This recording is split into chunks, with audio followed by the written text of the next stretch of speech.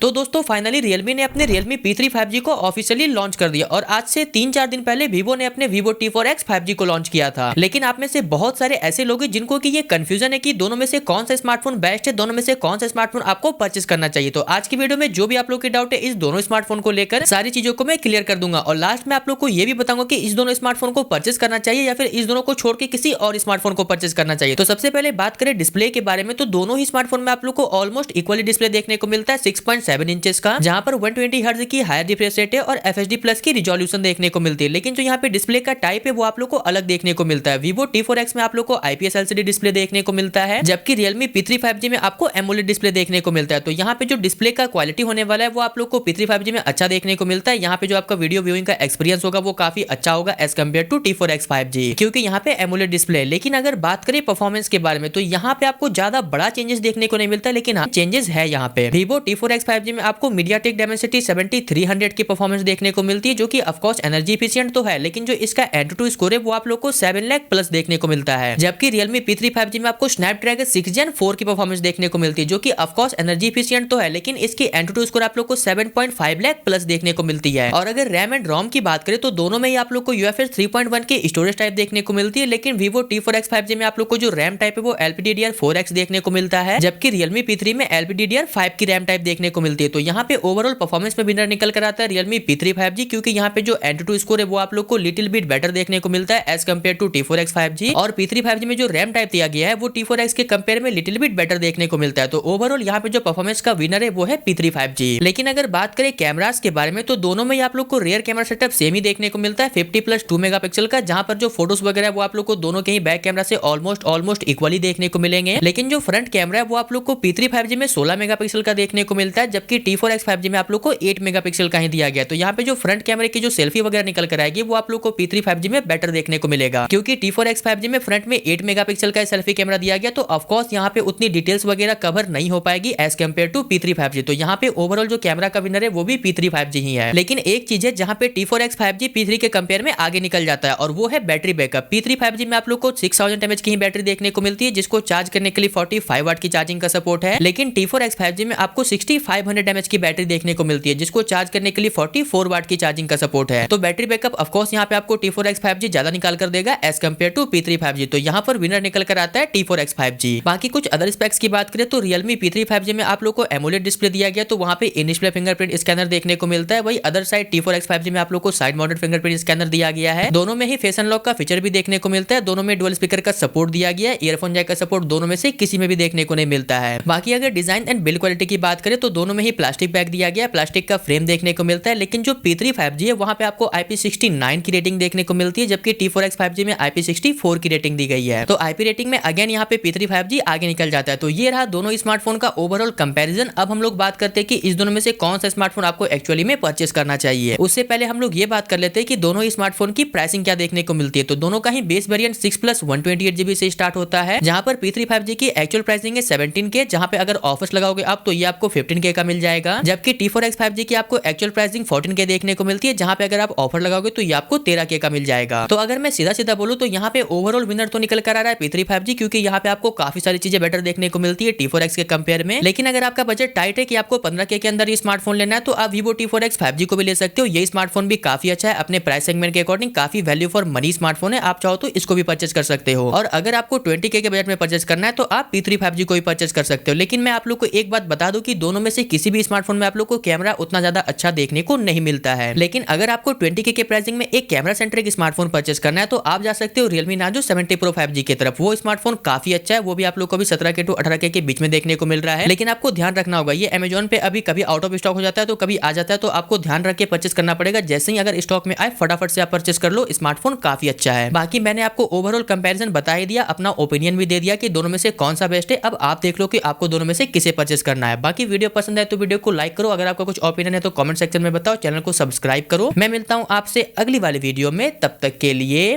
Bye.